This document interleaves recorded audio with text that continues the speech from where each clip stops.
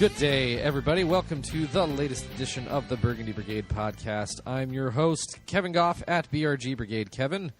On the Twitter, joined by at Avalangelist, Aaron Music, with me as usual. We are hoping that we will be able to pull at Callie Avs Agnew.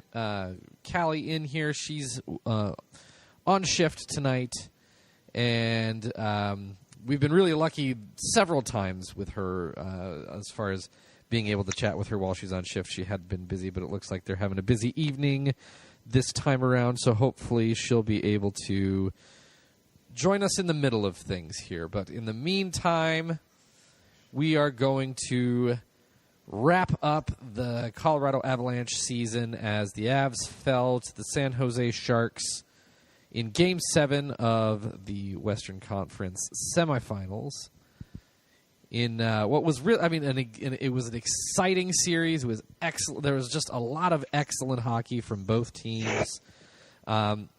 Unfortunately, however, despite all that excellent hockey and fantastic play and great goaltending and trading chances, once again, a Game 7 in a Stanley Cup Playoffs, we are now talking about the officiating instead of the players. And there was we're all well aware of it by now. The Avalanche seemingly tied the game at 2 in the middle of the second period, only to have the goal overturned on what can only be described as an incredibly questionable review. So do we want to? I don't think we need to necessarily dive into that right now, but we'll get to that in just a minute here. Overall, though, Aaron, Avs playoffs, there's not much more you can really have asked of this team throughout the year, especially considering the dip they had in the middle of the season. What are your takeaways from the postseason here?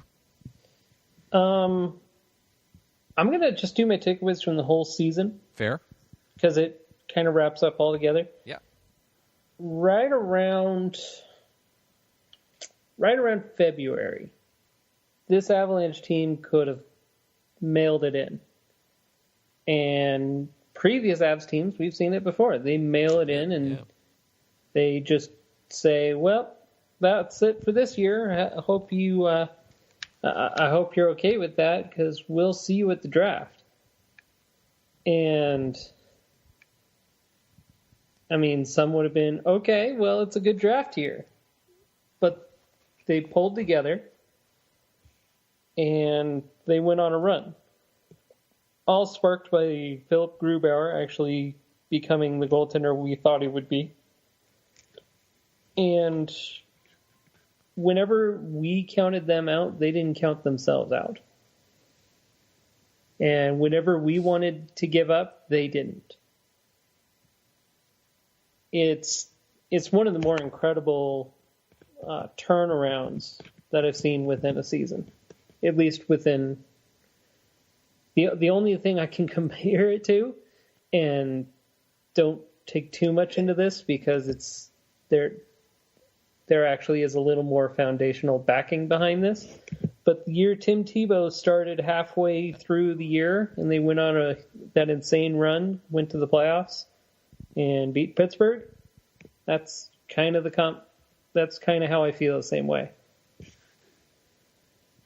I don't know that I'd go to Tebow. He had some very fortunate. Just that year, things turned around. It went well. They won a year. They won a round. That's the closest thing I can. And as you said, there's more foundational stuff for the Avs in this than Tebow. They're not riding on incredible luck. Yeah, they got some pretty good luck on the way, but there's actually, even when they were bad, there were some metrics behind them that showed they were better than they were. A lot of what was bad about the team in that bad stretch was just they weren't playing bad hockey. They didn't have a goalie that could stop a puck. Yeah. In there, they had a couple long stretches of losses. End of December into January, they lost 1, 2, 3, 4, 5, 6, 7, 8, 9 out of 10. in one stretch, and then they lost another stretch where they lost 1, 2, 3, 4, 6, 7, 8 games in a row, and another 9 out of 10, and three overtime losses in there, and then things turned around. And I mean, after that Anaheim loss, they went 8-1-2, and then the loss in San Jose that meant nothing. They were like 10-1-2. I want to say it was absurd. Was that it? I know they just cooked off something hot,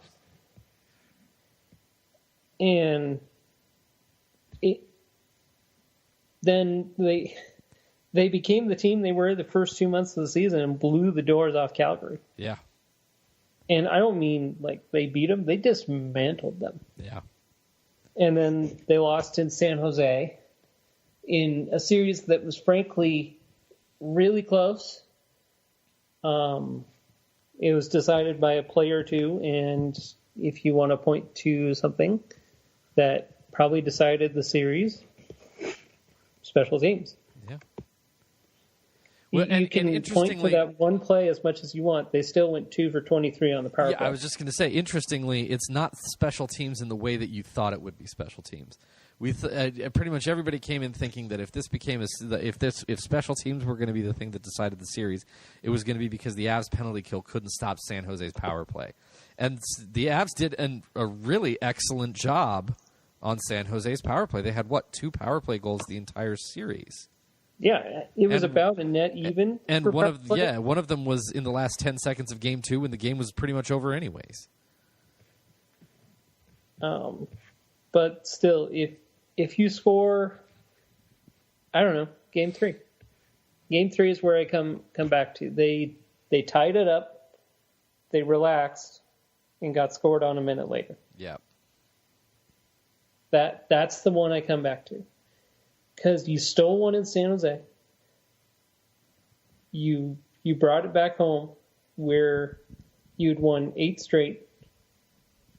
And you got a little bull rushed.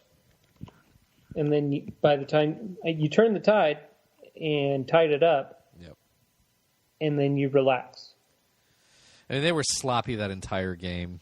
Yes. Game 3, very sloppy, a lot of turnovers. Just really, they never managed to put two of those games in a row where they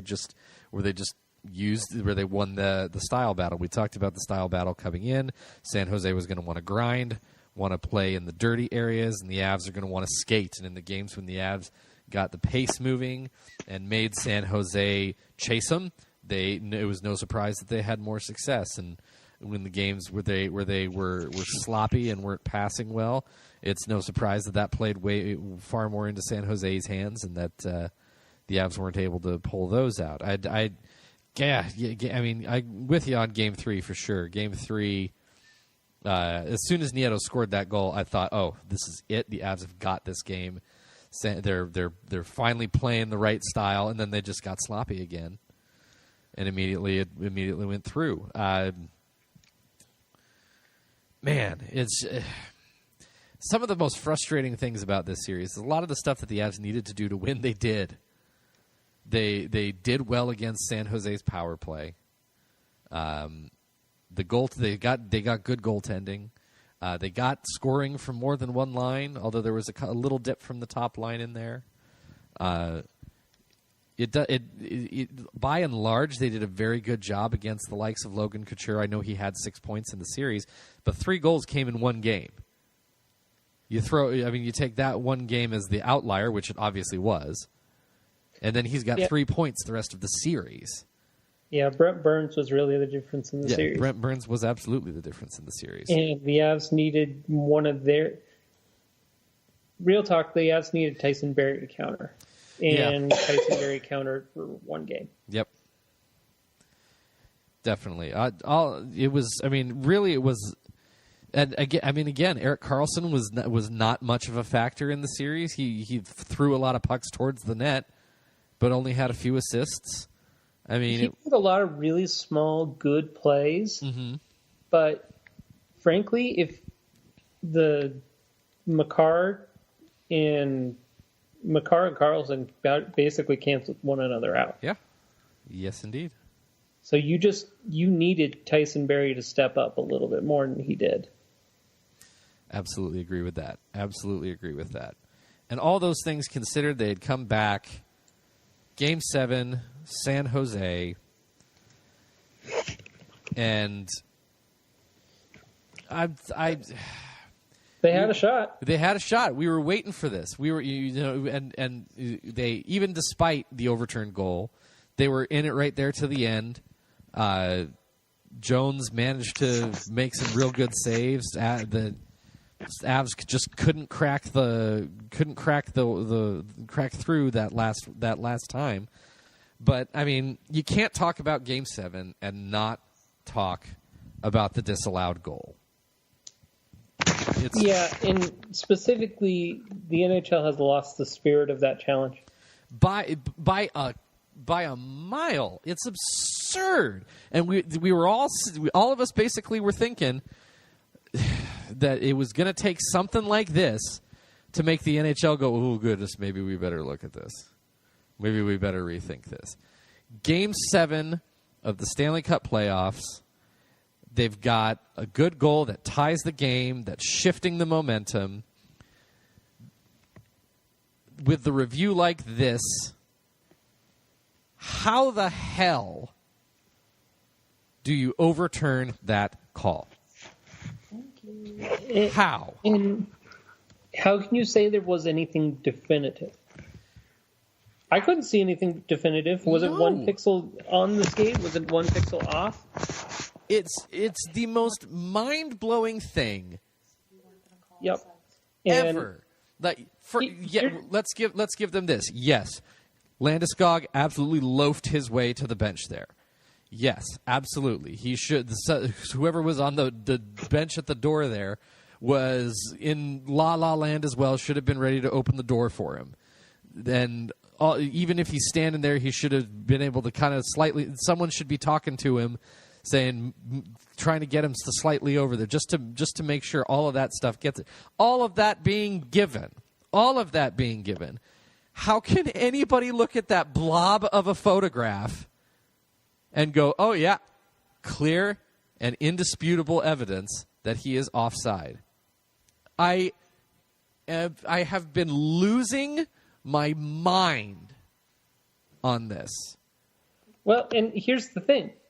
If he's not on the ice, isn't that technically too many men? Yeah, exactly. I mean, he's both simultaneously on the ice part and not off. I mean, now it's Schrodinger's cat in hockey form. 100%. At the same time. 100%. You're absolutely right.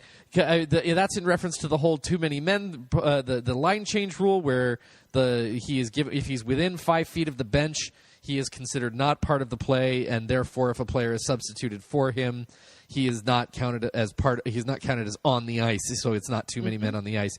Yet he is still on the ice, considered on the ice to also be offsides. So he is simultaneously both on and off the ice at once.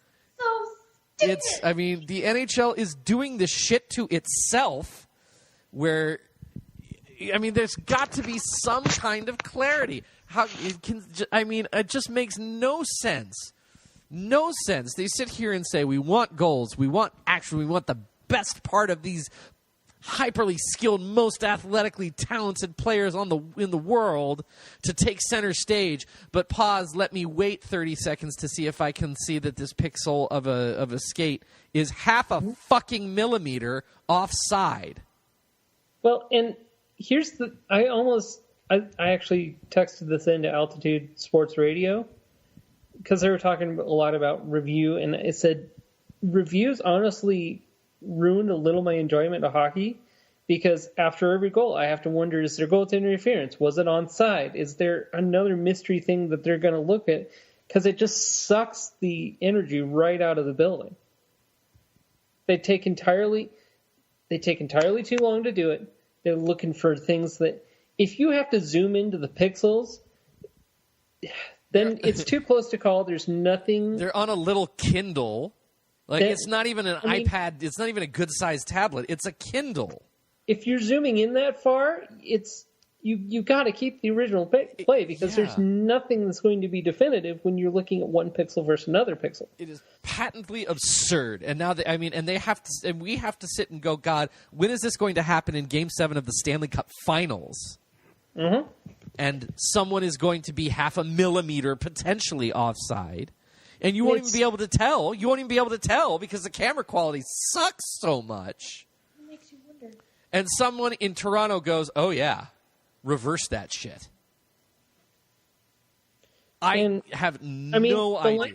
The linesmen who saw it live, they're usually darn good about their job. Who told the coach to call? That's what I want. Their video coach. San Jose's video coach called it. And I'm just... it's flabbergasting. It's I can't... The spirit of the rule was for plays like the Matt Duchene one. Where he's 4 feet offside. Where he was clearly offside, and the linesman didn't do their job, and the linesman, instead of the NHL admitting, yeah, we messed up. And on things that are obvious like that, we'll do a review. Now they put it in the hands of the coaches to say, well, this guy's skate was a millimeter off the ice, so that means he was technically in the zone, which means he's offside here, which means this player who didn't even factor into the goal is offside, so it's not a good play. Go to hell. Yeah, it's absurd. The NHL has got to knock this off. It is insanity. It is absolute insanity. It potentially costs the Avalanche the play because that whole situation now is completely different. There is no way you can look at what happened and say that was not a direct impact on the game. I don't know whether did it decide the game. I don't know. That's impossible to tell because we now no longer live. We now don't get that reality where we see the two teams now tied at 2 and who's going to win and who ends up going out and earning it. We don't get that reality. Instead, now we see the massive shift back to San Jose's momentum because the refs decided to overturn that call, and suddenly a few moments later it's 3-1. If they were wrong, the Avs would have gotten a power play out of that. Yes. Probably wouldn't have done anything with it, but that's still okay. And here's another thing it's sticking me still. I thought it the day before when I was watching Dallas and St. Louis, and I thought it the day. Why aren't the doors on the damn benches inside, like outside the blue line? Yeah.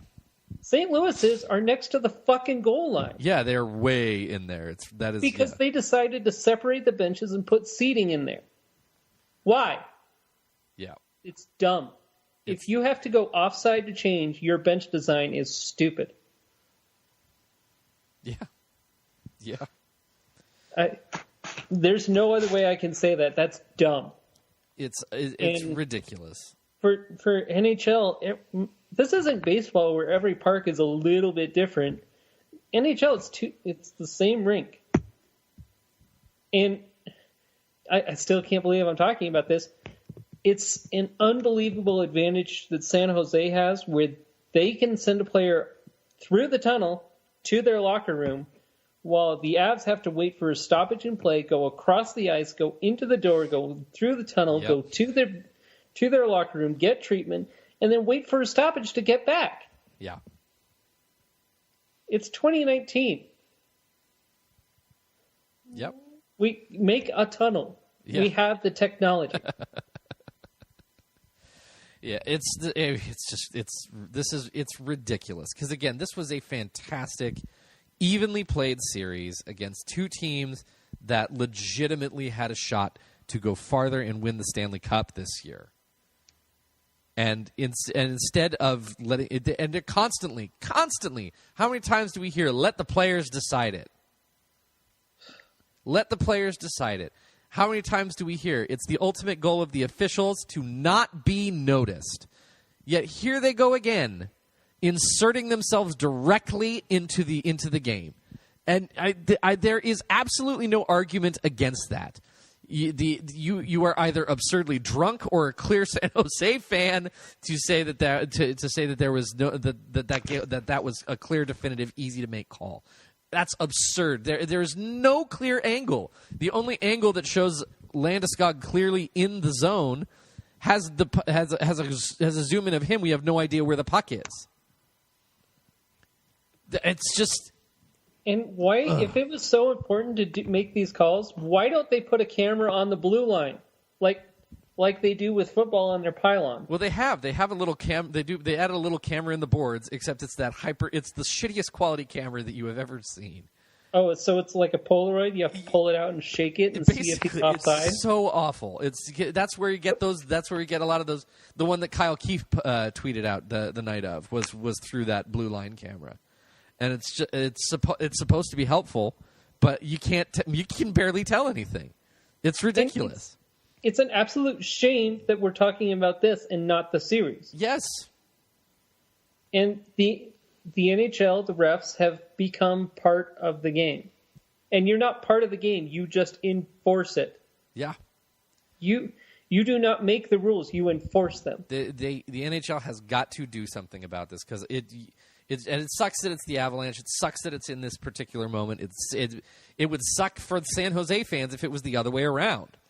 You're darn right it would. It would suck for any goddamn team that has to go through it, and it will suck for whichever team it costs the Stanley Cup, because it's going to at some point, because these refs cannot help themselves. They just can't help themselves.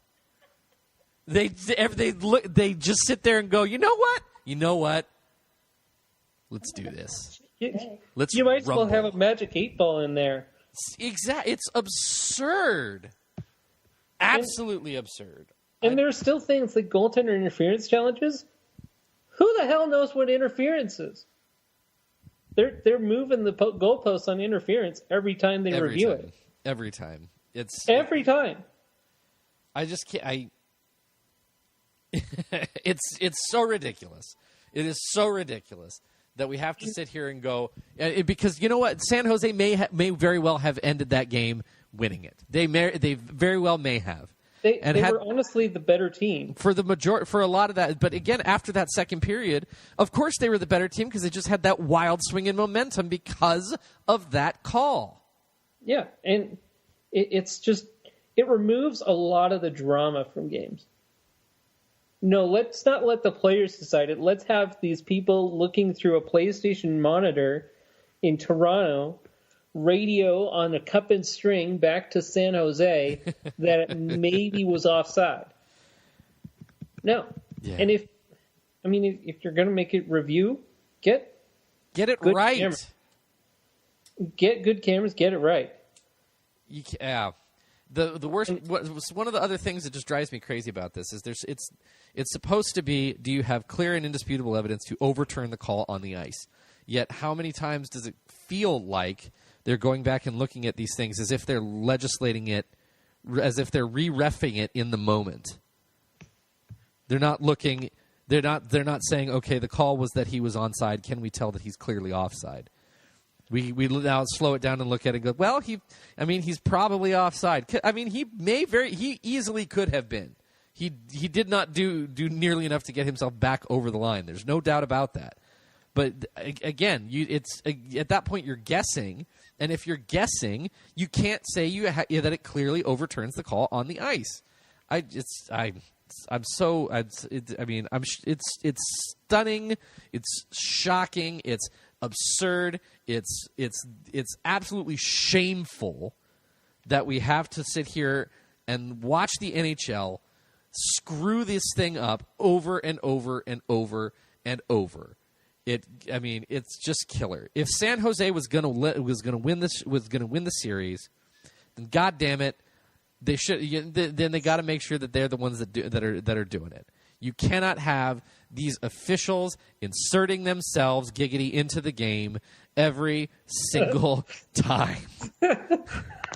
You almost slipped that one by. And, do you think San Jose wants to be talking about that? No, they don't care. They won. I don't even know. I'm tired of... I don't like blaming officials for what happens in the game, but I also want my officials to be better. Yeah. I'm not going to say that lost the team the game, but there is no way you cannot say that had a direct, immediate, and strong impact on the game. That is inarguable. It absolutely impacted the game. It absolutely had an effect. The Avalanche almost overcame it, but they still had an impact on it. I don't know. There's not much more else to say on that, I don't think. Just going forward, I'm of the point where I'm moving on to next year and figuring out what can we do to put more of the emphasis back in our hands. Yeah. And the thing that I come back to is that second line. You've got to build that second line.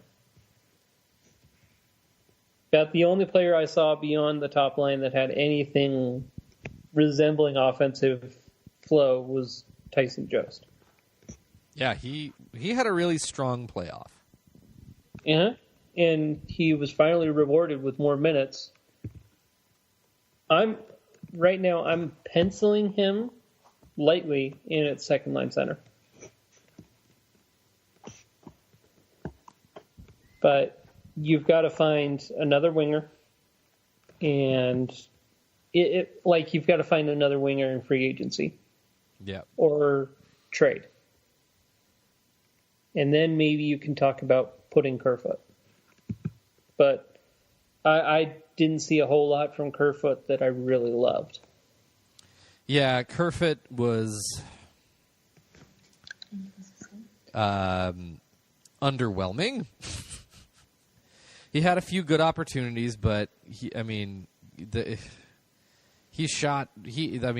the point of the game was to shoot it directly into the chest of the goaltender, he'd have been the fucking man. Because he hit every goalie right in the middle of their logo. The entire playoffs, going into Calgary, everything. He was just I don't know what much else you could say. Carl Soderberg as well. Not only could Carl Soderberg not score, Carl Soderberg actually stopped himself from scoring. Yeah. I don't know that I've ever seen a guy slap at a puck once, kind of miss, slap at it again, have it clearly going in, and then knock it out with his own stick. I think I'll score here. Oh, psych! Nope. Psych! Yeah, it was not a good night. It was not a good playoff for Carl Soderberg. He had a few good passes. The one he set into Mikko Rantanen to win that overtime game for in the Calgary series. Excellent pass. No look pass right into the wheelhouse. Bazinga game, that put the Avs up 3-1 in the series. I mean, that was an impressive moment. Yeah. Impressive. It's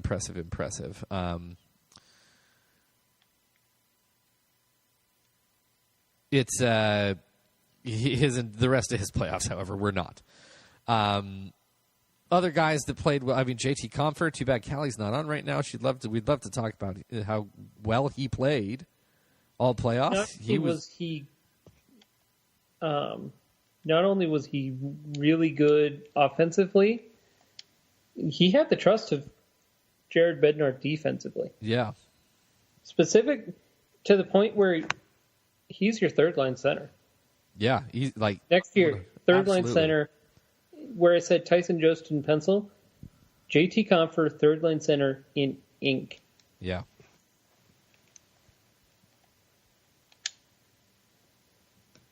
I loved everything that he did. He scored big goals. Mm-hmm. Even when he wasn't scoring, he had all the momentum to do so. He drove momentum. He got underneath the skin of the opponents. Yeah. He was excellent. Absolutely excellent. Yeah, I mean, I'm still kind of coming off the the rant there a little bit. Nathan, don't come too far. I have another rant. We'll get to that. Absolutely. I'm trying to find an article too, because I know it's going to be part of that rant as well. Nathan MacKinnon. I cannot wait to see him get back into the playoffs again. He is that guy is a guy who craves that kind of stage, and he ever since his rookie year, when the Avs went and played the tough series against Minnesota, where he had 10 points in 7 games, he's been outstanding every time he's in the playoffs, and this year was no different. Mikko Rantanen, same thing. Was fantastic. He was one that we wanted to see be able to take the step, because last year in the playoffs he was pretty well invisible. He was one of those ones that Avs fans decided must be injured because he was playing so badly, and then he went into the World Championships and played really well. And this time around was a force, an absolute force. Landeskog didn't have a ton of numbers, but again was very impactful. Had heard some news recently where he was playing with some injuries after the Avs were eliminated. Not huge injuries, but enough to kind of impact the way he played a bit. But even so, had that big winner in overtime in Game 6. Was a factor in all the ways you want him to be a factor. Will he repeat the kind of year he had this year? I don't know. That was a lot of deflection goals. He's an ace at that. He's really good at deflecting the puck. It's just, can you always count on that? You don't know. It's hard to say, but with the defenseman that you've got locked on there. Mm-hmm. I think you can expect at least a couple more. Yeah.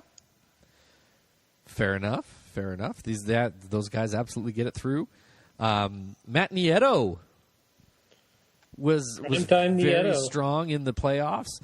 Matt Calvert was a big difference maker. The Avs definitely missed his presence when he was hurt after getting rocked by Brent Burns in Game 2 when the Avs won that one. He played one more game of the series and then just couldn't get through it. Yeah, did they ever say what he's dealing with there? I think it was a head injury.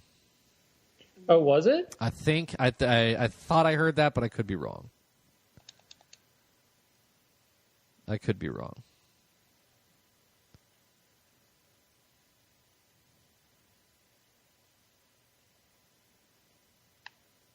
Then and then again, how can you look at the thing and not look at Cale Makar? How many points did he finish with? He had, I want to say, 6 points. 6 points in 10 playoff games. That's not bad at all. Not bad for the for your first taste. Imagine what he's going to do when he gets into the regular season and realizes, oh, this is how much space most teams give me. Yeah. Oh, wait a minute. I don't have to play the best teams in the league every single night. Mm-hmm. I can also go and play against Edmonton. Wow. It's bold to say this considering who we know is coming in from the draft this year, but he's in the Calder race now. Absolutely. Because at some point he's going to get that MacKinnon bump where he's just going to be feeding MacKinnon, mm-hmm. and that's going to make you points. 100%. 100%. He's certainly going to be on power play units. Yeah, 6 points in 10 playoff games. 1 goal, 5 assists. I mean, depending on what they want to do with Tyson Barrie. Yeah. I mean, he's gonna be a huge part going forward. The ice time he was getting, the only game he looked nervous was Game 7. He looked like he had the yips. A little bit earlier before that, he tended to let, like, things he wouldn't normally do, like the puck would slide over his stick. Yep. Very, very true. I mean, it's a lot of positive that we're looking there. And I'm not going to kill him because he's also played a lot of hockey. He played in college. He played in the World Junior. He played in the Frozen Four. He went all the way to the finals in the Frozen Four. Yep. And then he went and played 10 playoff games. Yeah. A lot of hockey, but even so, he's still only he played a grand total of about 50 some odd games this year, even with all that stuff. Because college season, even with the Frozen Four, is maybe 40 some games. It's still a lot of high leverage hockey. Very true. There's a lot of travel in there. Very true. And Philip Grubauer. I mean, we can't not talk about Gruby. He was excellent. There's another guy we have to talk about first. Okay. His name is Ian Cole. Yeah. He had the most Adam Footian performance I've seen in a while. Yeah. You did not go near his net. Not without getting a stick or getting dumped or getting hit or all of the above. Yeah, he was excellent in the playoffs. And I mean, you can't talk about the playoffs without mentioning Ian Cole. I agree. He was freaking outstanding. He was blocking shots, punishing guys all over the place. I mean, he was excellent. Excellent player for the Avs in the playoffs this year. Completely agree. And then Grube. And then Gruby. I mean, man. The whole there was a lot of talk. Of course, obviously he had a rough stretch in the middle of the season. A lot of talk about when he turned it on. That there was the whole that we have to still have to temper expectations slightly. Yes, outstanding run, small sample size. Did it against because the Avs didn't have a hugely strong schedule coming down the end there. He was big when he needed to be. Had 3 shutouts in that stretch. Was outstanding. Could have but even elevated it more into the playoffs. And that wasn't against anybody. That was against the best team in the Western Conference, and that was against San Jose, one of the only other top seed. Who I believe is the highest seed remaining in the playoffs. Yeah. And he was just outstanding. He answered the bell. He figured his stuff out. And you couldn't have asked for more. You really couldn't have asked for more. The Avs had a chance every night because Gruby was playing so well. Stole a few games. Made a freaking crazy scorpion leg kick to save an overtime goal against Calgary. That was excellent. Everyone's got to be. I mean, there's still a little bit to prove. He's obviously the guy next year at the start of the year. It's his net. Can he maintain it for the course of a typical NHL starter? I have full faith. Yeah, I'm not going to doubt him, especially after the way he's played.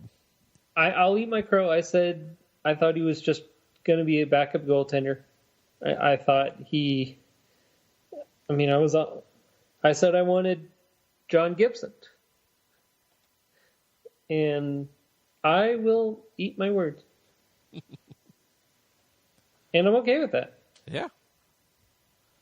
Hey, if when being wrong means that something really good has happened for the team, I'm good with that. I am good with that.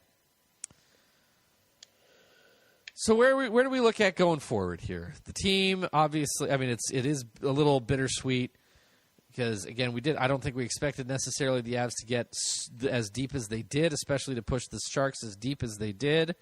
But, I mean, after the game, Nathan McKinnon said it was especially hard because just looking at the way the playoffs had rounded out, they truly believe they could have won the Stanley Cup this year. And I was with them. I thought if they got past the Sharks, the Avs were very capable and easily could make a run into the Stanley Cup Finals. And at that point, you just don't know what would have happened. My only problem is that I can easily see Boston, I think, is the best team around right now. Yeah, well, I guess we'll see about that. And it would have been fun. It would have been close. Yep. But they obviously are not going to the Stanley Cup Finals now. So where do the Avalanche go from here? But I guess it depends on who you ask. So I'm going to start with what I want. I want 2 top 6 forwards, and I want a face-off ace for the bottom 6. Someone who goes 55, 60% face-offs. Yeah. Kills penalties, gritty, younger, quicker. I'm not sure that Carl Soderberg is brought back next year. Well, he's got a no trade at this point, I think, so. Does he? Yeah, I believe he does. Well, that complicates things. It certainly does. Either that or it kicks in very, very soon. Overall, I'm encouraged. There isn't, for the first time, I'm looking at that defense thinking that's 6-7 defensemen that I like. Yeah, I'd like. They could bring back Patrick Nemeth, and I'd be freaking happy. Yeah, this is one of the first times where you just sit there and go, man, you know what? The defense we had last year, bring it back. Just bring it back. Unless someone is going to royally overpay you for Barry. Yeah, unless. I mean, if the New York Rangers call up and say, yeah, we'll swap 2 and 4, and you get Chris Kreider, I would probably need a prospect, but yeah. Actually, I would definitely need a prospect. I was going to say, definitely. Either Chris Kreider and Brady Shea would be nice. Mm-hmm. They wouldn't do that, though. Probably not. Yeah, I mean, Tyson Barrie made himself a lot of money this playoffs. Yes, he could have been better in the San Jose series, but especially down the road of the regular season, boy, he proved his worth. And even in the playoffs, maybe even against San Jose, he didn't get all the offensive numbers he wanted, but he was very good defensively in that series. Right. The thing that people are always dogging him for, he did. I've grown more appreciative. I always assumed that he would be traded as a cap casualty. Mm-hmm. But the way that he elevated his game going down the stretch, the way that he looked paired with Zadorov, and frankly, what I've started to see with Eric Johnson has shifted my opinion. Yeah.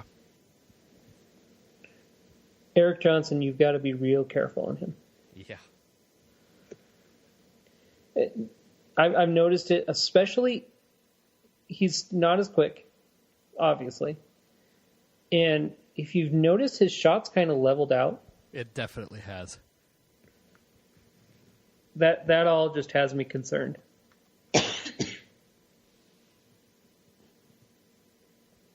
But he's still a good leader. He's still you're not going to move Eric Johnson. You're just going to shelter him. Yeah. You're going to keep his minutes 18 to 20 a night. Yeah, he's no longer your top guy, and honestly, it's not that scary anymore. that EJ. Yeah, I look at Makar and Gerard paired together. I'm not intimidated to use that against anyone. Yeah, I mean, there you may be. It's good. You're probably still going to have a few growing pains depending on what team you're going up against, depending on whose top groups are out there. But even so, at that point, you can. I feel like you could then throw out Zadorov and Barry, or put Zadorov up with Makar for a bit. I mean, and we of course know that Jared Bednar loves to mix and match his defenders. Yeah, the NBC was befuddled by that the entire series. Well, whoa, this pairing is different than it was. Yeah, they're befuddled by a lot of things, but when your top analyst is Pierre McGuire, it's a little tough. So, I mean, the Avalanche projected cap space. $32,600,000, and that's before your usual expected bump in the salary cap, which will likely put it up slightly over $80 million. Have they come up with that number yet?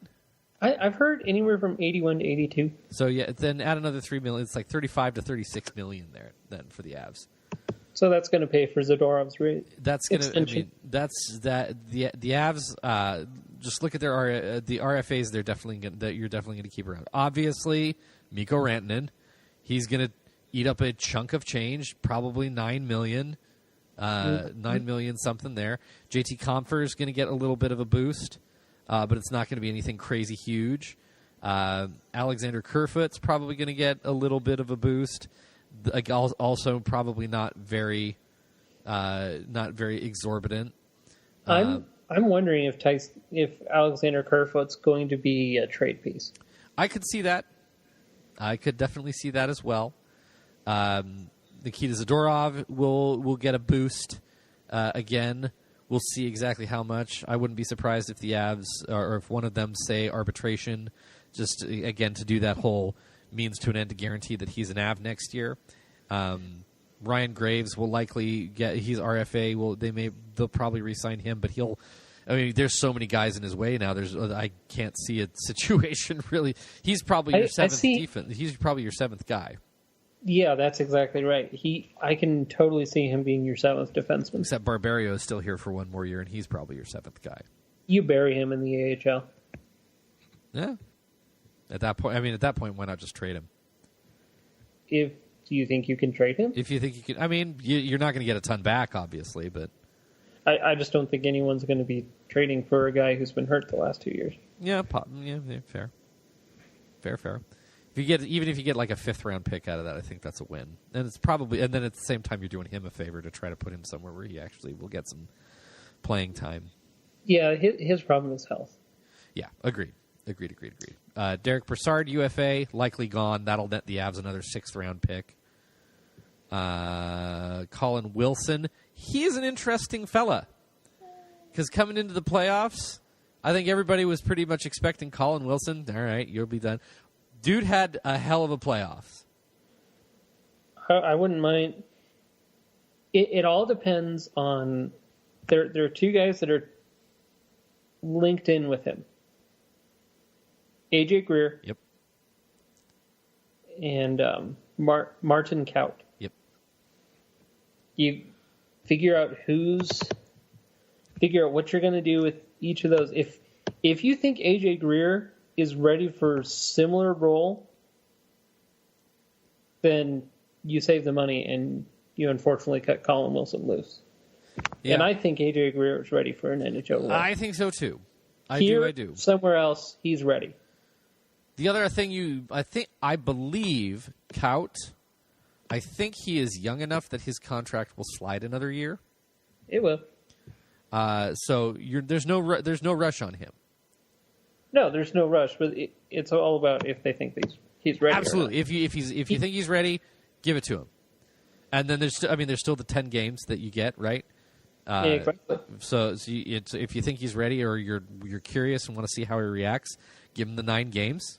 And then if you're not convinced, toss him back down. Contract slides. You've also got Logan O'Connor.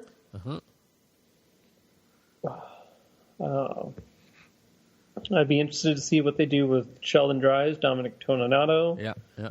Ladislav Kamenev is coming up unrestricted free agency, and he's another guy that keeps going explodey bones. Yeah, and again, he was having a solid year to that point, showing that he belonged, and then he got hurt again. I think they probably keep him around one more year.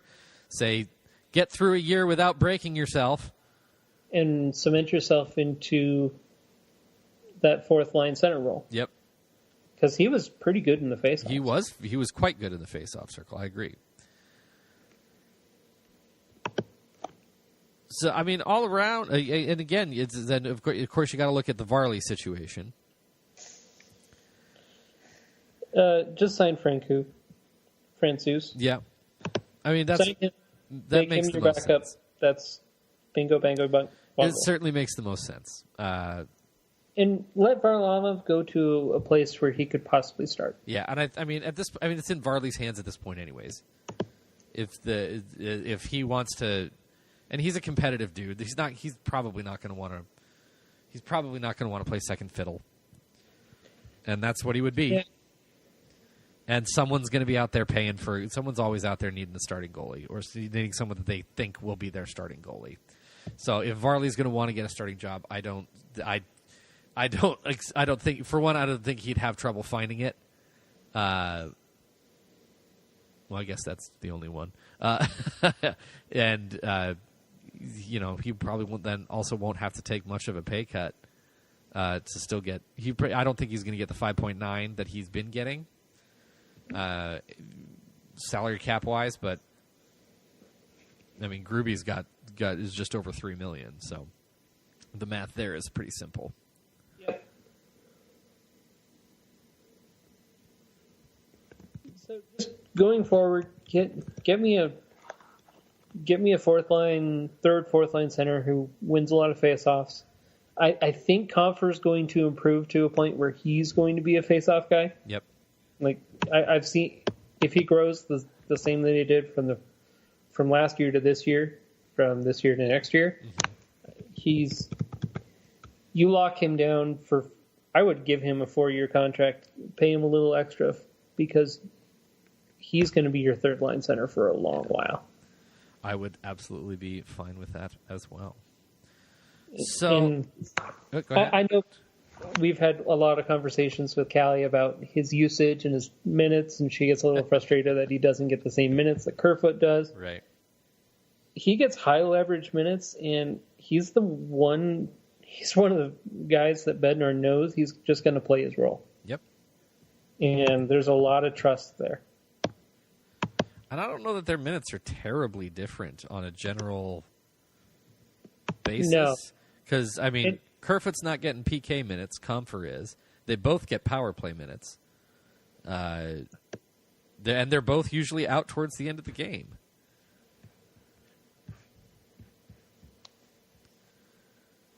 I don't know. It's lots to figure out. But, I mean, there's a lot of good stuff looking for this team.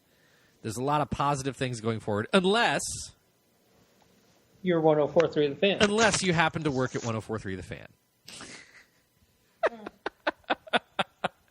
I mean, you're laughing. I'm not. I know. And I'm only laughing because, for one, I know exactly how fired up you are about this, and for two, I'm only laughing because it is just the worst takes ever. Well, and I mean, I'm sure everybody knows. I didn't read the particular piece, but I guess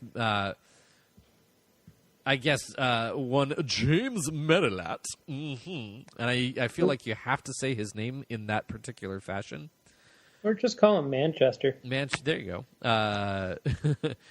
Put a tweet string out and followed up by an article which basically said, how can you possibly be excited about this Avalanche team? I mean, I know they went deeper into the playoffs than they have in a long-ass time, but there's just no upward trend. How can you be excited? This team had fewer points in the regular season. Nathan McKinnon wasn't a Hart Trophy finalist again. There's just not much to be excited about with this team, they have a lot of cap space, but they're not going to spend any money. I mean, It's clearly someone who doesn't follow. the guy. Talk about the guy's just a clown. So my problem with 104.3 The Fan goes back a little further. Yes. And I'm still really touchy about this one. Yep. Jared Bednar was hired. And a lot of us in the Avalanche Twitter community liked it. Because it was after Patrick Waugh in his old style and his, we're gonna muscle it down your throat. The Avs hired someone who's younger, who's proven himself through the ranks, and has a very strong analytic basis. And Mike Evans, who had Patrick Waugh on for his programs, loved Patrick Waugh, said, "Oh, this is a terrible hire. I don't know what you nerds are talking about. Why don't you go back to your mom's basement?" And so I called him out on that because that's bullying. You're taking a group of people who have probably been called that before, and then at the same time you're disregarding what they're saying. You're actually doing a backhand slap, and you're on the radio. You shouldn't talk that way to anyone, period. But especially if you're a public figure. Yeah. So I called him out on it, and he apologized. And then he went back to the well when the Avs had the 48-point season. Oh, where are you nerds at now who like the Bednar signing? So that was strike one. Strike two is there's no off-season for talking Broncos. They won 11 games the last 2 years. You can take an off-season. But I have to know who the third-string left tackle might be for the Broncos. So on special teams, it matters, Aaron. And this worked when the Broncos were the only team that was good. Yeah. And then they came back, and when the Avs got into the playoffs, they made the playoffs and they lost game one. And Mike Evans, again, that was Schlereth, Mark wasn't Schlereth, it? gave the Avs a participation trophy. How insulting is that? You don't have to cover the team. We figured that out by now. But you do not have to mock the team, the fans, everyone who's been there from the beginning because you just now started tuning in. And the first time you tuned in, it happened to be a loss. That's not okay. How would they react if we gave the Broncos a participation trophy for losing in the first round? Well, they have to get to the playoffs first. They're entirely soft. Yeah. And a few of us, myself included, tried to talk to Manchester, say, this is what we're excited about. This is where we think they need to work on. But these are the reasons that we're excited. And we gave a very good analytic basis to, their shot share was great. Their expected goals percentage was among the tops in the league. He didn't want to listen. And he still went through there with a lazy take that was ill-researched that said, oh, I paid attention for 2 weeks and I looked through these statistics. I don't care. And he still published it.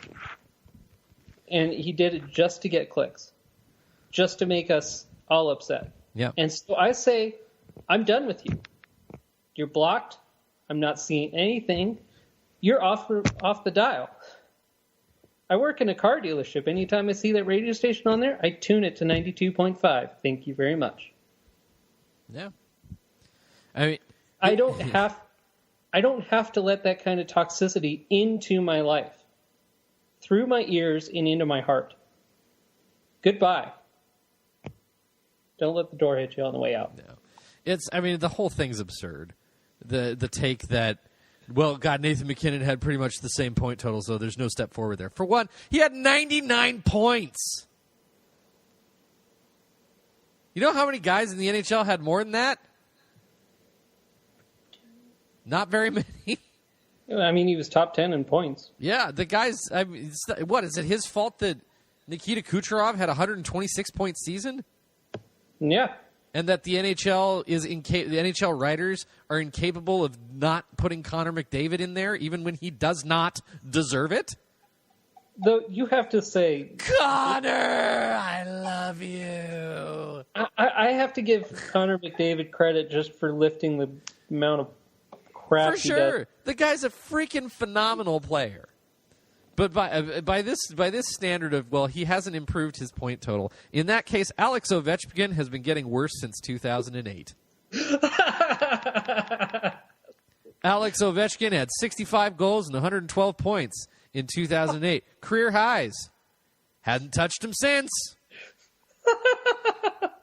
Guess he's getting bad.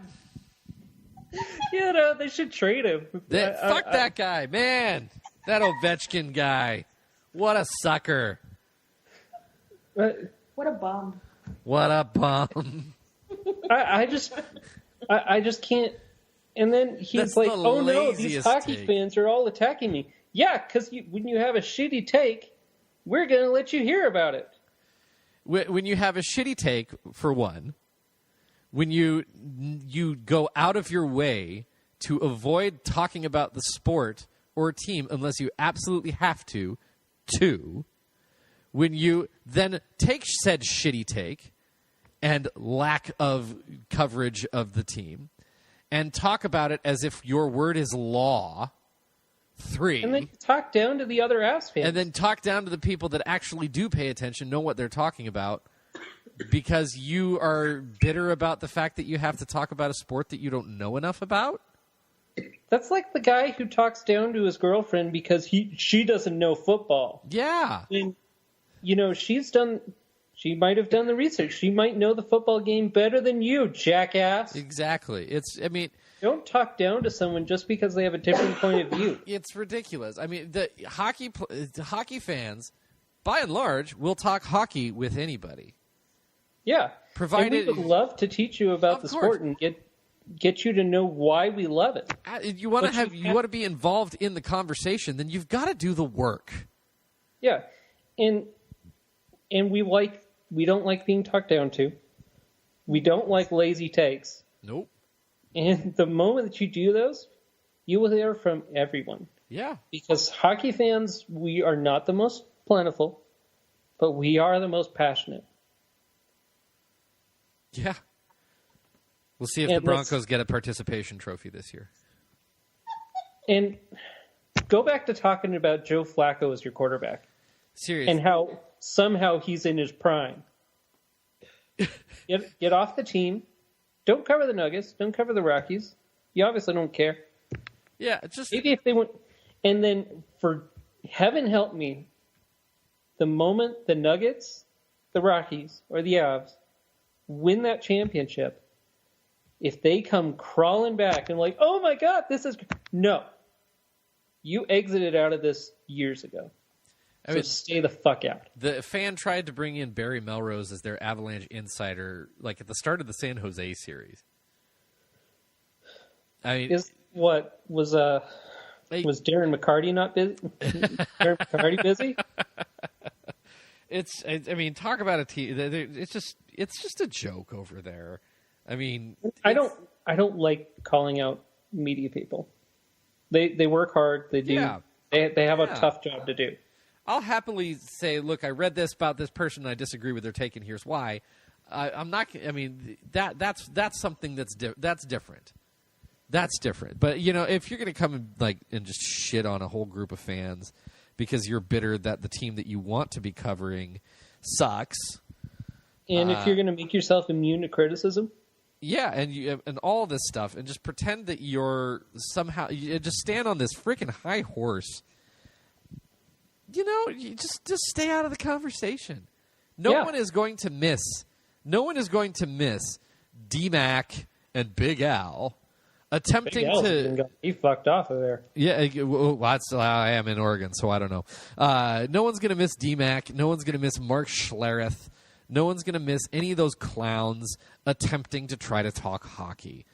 They're not. They don't. Basketball. I've heard basketball talk. It's equally bad. No one's going to miss that stuff. They know that they honestly need to. They care more about who is the third string left tackle on special teams for the Denver Broncos than anything else. And if that's their thing, fine. Do that. Make that be your thing, but just own it. Don't sit here and pretend that you're a sports station. You're a Broncos station.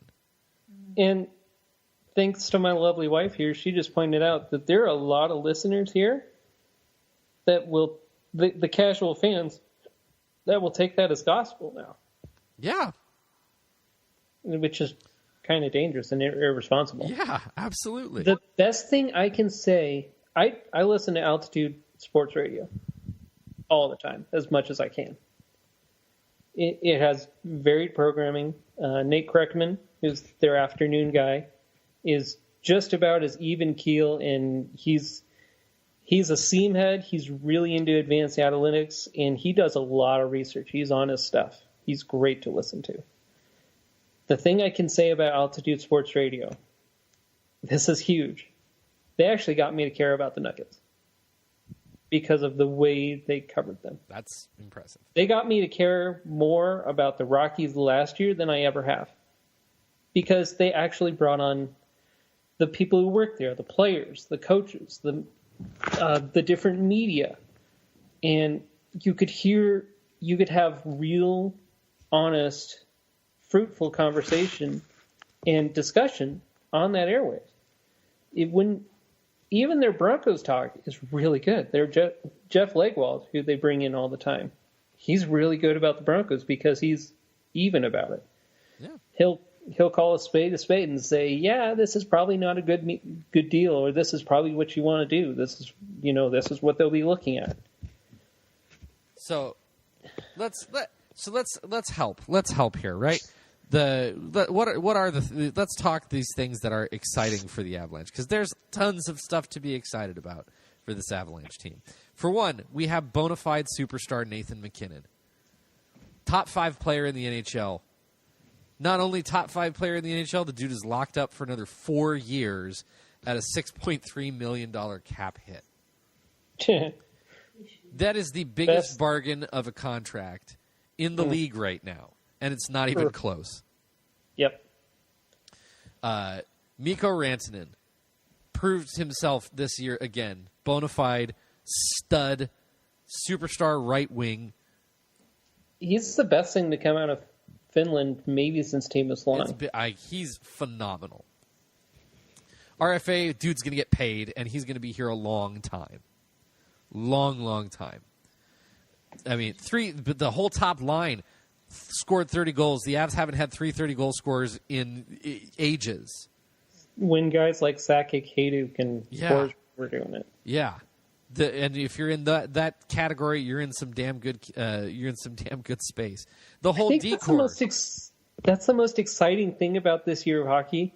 You were hearing what the Avs were doing in relation to those names: Sakic, Forsberg, Ozolinsh. Tyson Barrie passed Ozolinsh this year. Tyson Barrie passed Ozolinsh and John Michael Isles for all the scoring records for Avalanche defensemen.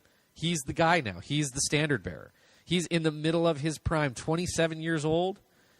And obviously the Avs have a big decision coming up with him, but he's a guy that loves being here. And I mean, at this point, I'm not so sure I wouldn't mind the Avalanche re-signing him and keeping him around for the rest of his career. I'm not so sure that he wouldn't. I mean, to stick with this team, he might work some sort of deal.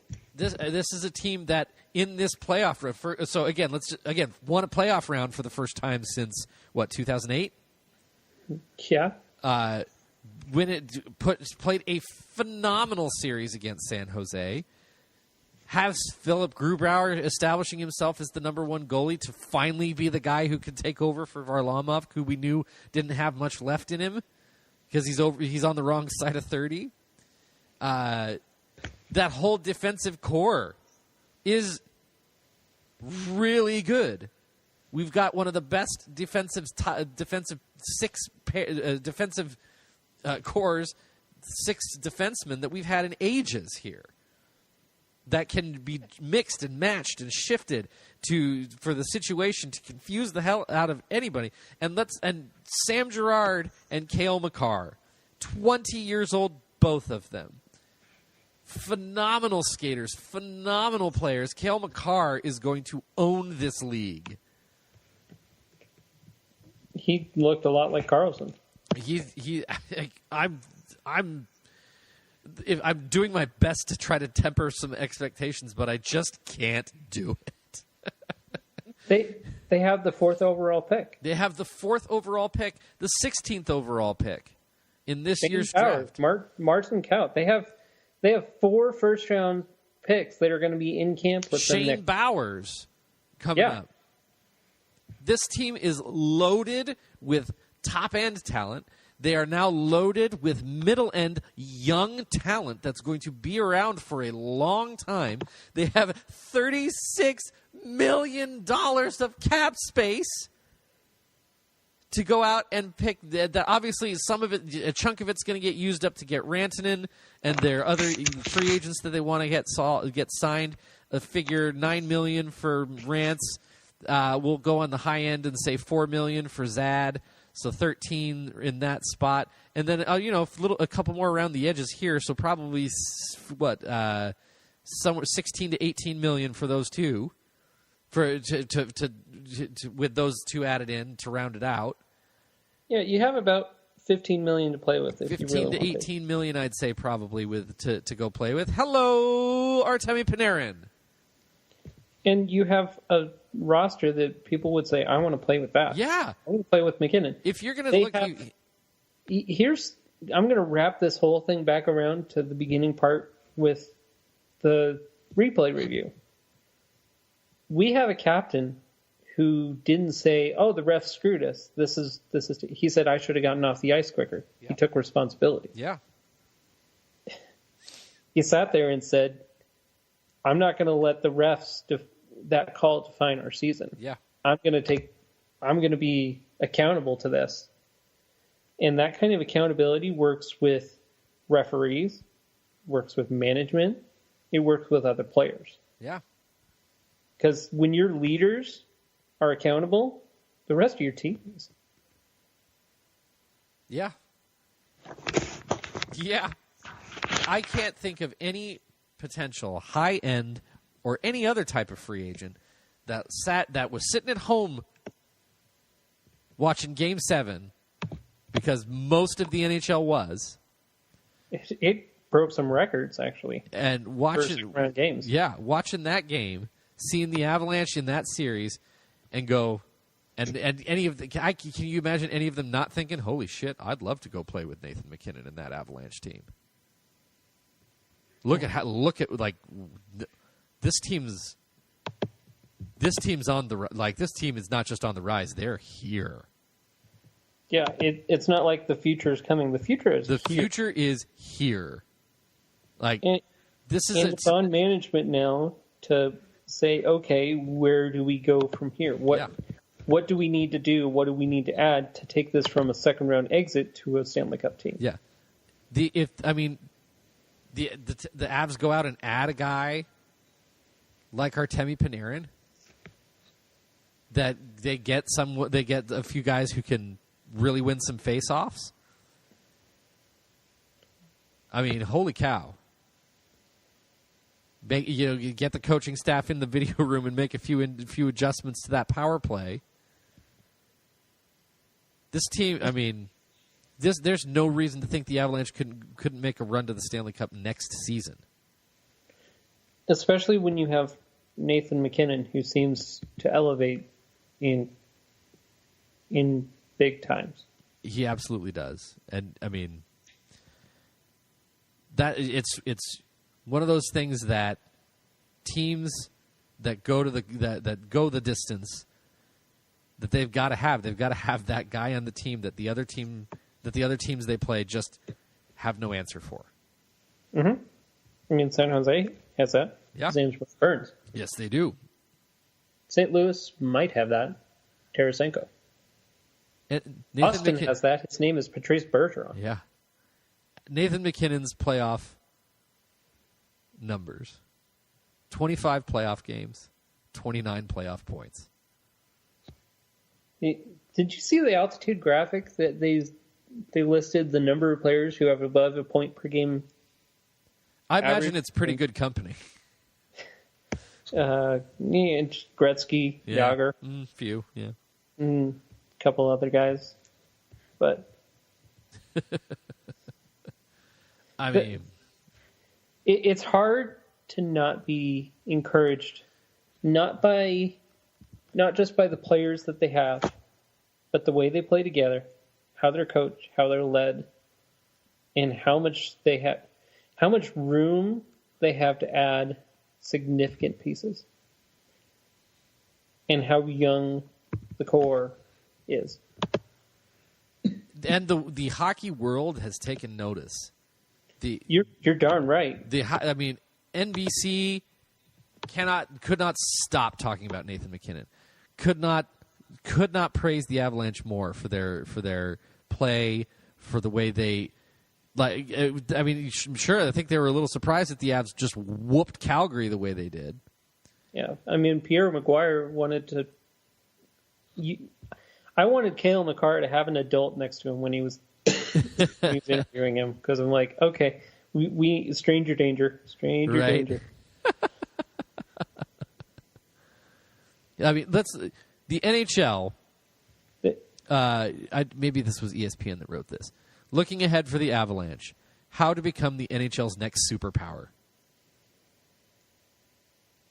It's amazing that they're talking about that when 2 years ago they were talking about how awful Sakic and Cohen were. We were. There was a Steve Dangle or something. A tweet that he made was making the rounds yesterday, talking about how Sakic was so terrible. How is this guy not getting fired? Fire him because of that. Right after the 48-point season, and how so they only had like 3 defensemen under contract at a certain point in time. It's just there's a lot of crow going around there. Yeah, and to be fair to him, I hope people don't. I pray that people don't go digging for my old takes, because I'm sure I have a couple. Of course, everybody's got their old takes. I'm sure I was saying the same things at the same time. Maybe a little bit less because I was, I had different colored glasses than everyone else. Probably just more even. There was no doubt that there was a lot that the Avs and Sakic had to prove after that 48-point season, but hell, they've proven. They are proven. All they did from then on, they drafted Cale Makar and Connor Timmins. Though I'm hoping Timmins unbreaks here shortly. Yeah. They traded Matt Duchene for 7 freaking pieces. They did quality depth signings. They traded for Colin Wilson. Carl Soderberg, they told him either skate or get out. Yeah. The Ryan O'Reilly deal. Zadorov's still here. O'Reilly's in St. Louis now. JT Compher's a regular out of this. Yeah. If you had told me Ryan O'Reilly for a top 4 defenseman with top 2 upside in a third-line center. The Duchene trade isn't even finished yet because this draft hasn't happened. Obviously, we get that first-round pick from Ottawa. We also have a third-round pick from Ottawa this year. And they've got... If you look at the... you can start building out an American Hockey League team. Josh Dickinson, Martin Kaut, Dominic Toninato, he's a restricted free agent. Sheldon Dry is also a restricted free agent. Logan O'Connor, Igor Shvirev, Travis Barron, AJ Greer, assuming he's re-signed, Ty Lewis.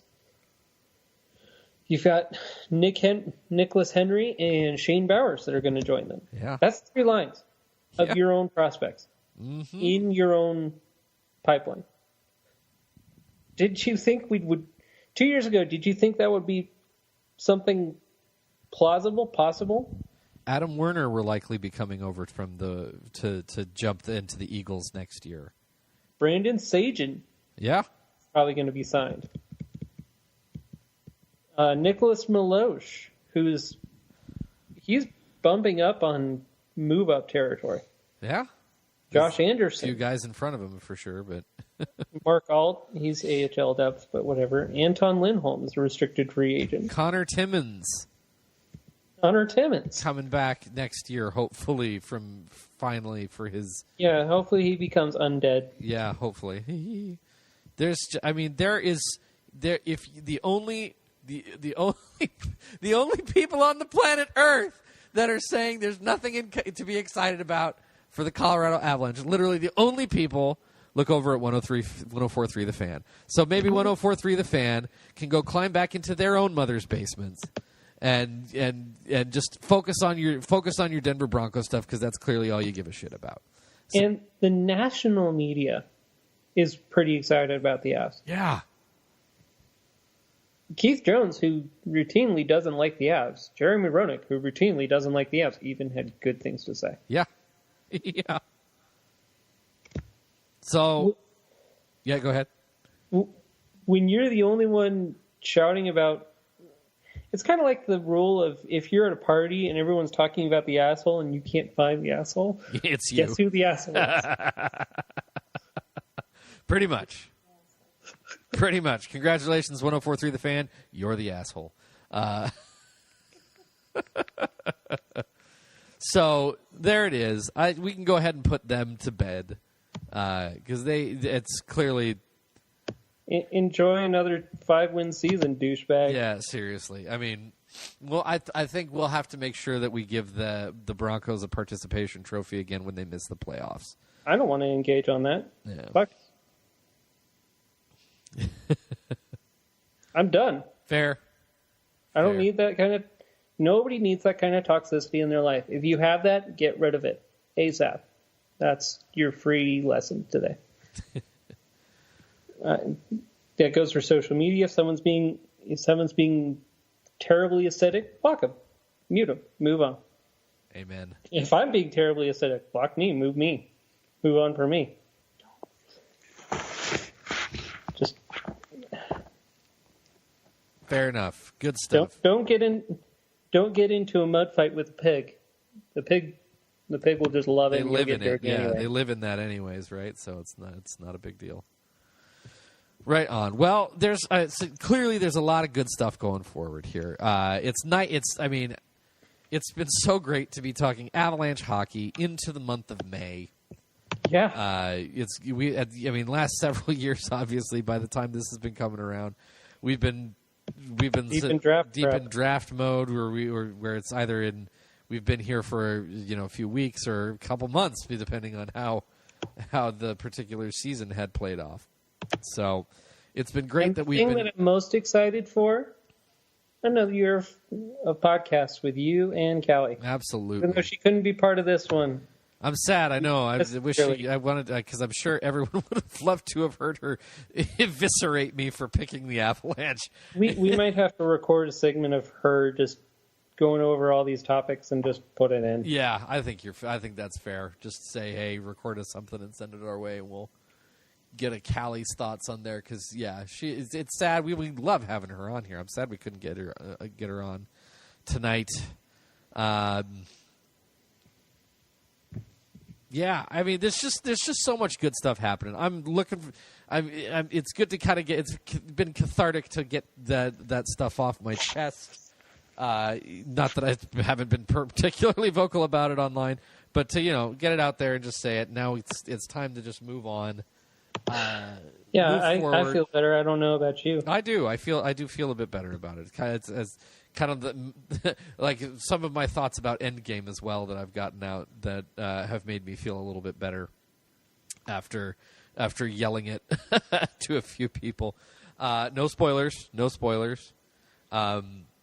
And I'm looking forward to it because there is so much good going forward here. I cannot wait to see what the Avs do at the draft. I cannot wait to see what they do at free agency because people are going to want to come here. High end. I think the Avs are going to have a very interesting offseason, a potentially huge offseason that could really catapult them into something exceptional. We saw some special stuff happen this year with this team, and I think it's just as everybody in the world is saying right now, it's only beginning for the Avs. Yep. And next year can't come quick enough. Yep. Is it October yet? Let's just do it. Let's just do it. We got excellent stuff coming here, everybody. Thanks for sticking around and listening to this episode. It's been a long one, but we're excited. I hope you're excited. I hope you're leaving this podcast feeling good. I do think we'll get Callie to record something and send us, so that she can talk about what we've discussed as well. Get her stuff up there as well, and yeah, we're just I don't even know how to end it. Aaron, man, as usual, it's been great podding with you all season.